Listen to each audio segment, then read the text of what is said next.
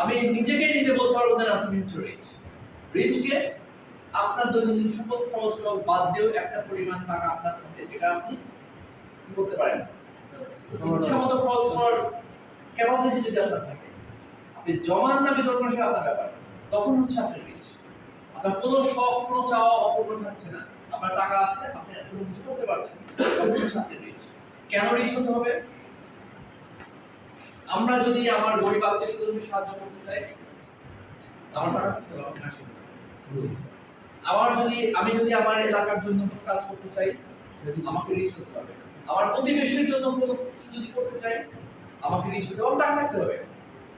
সহজ কথা, ঠিক তো? আমি যদি দেশের জন্য কিছু করতে চাই, কন্ট্রিবিউট করতে চাই, আমাকে রিচ হতে হবে, টাকার রিচ। এবার জ্ঞানের রিচ কি? জ্ঞান আপনি কোথা থেকে পাবেন? বই পড়তে হবে। জ্ঞান আপনি কোথা থেকে পাবেন? জ্ঞানী মানুষের সাথে কথা বলতে হবে। জ্ঞান আপনি কোথা থেকে পাবেন? মুভি দেখতে হবে, ভালো ভালো মুভি। জ্ঞান আপনি কোথা থেকে পাবেন? পত্রিকা পড়তে হবে, বই পড়তে হবে, পড়া করতে হবে, তাই না?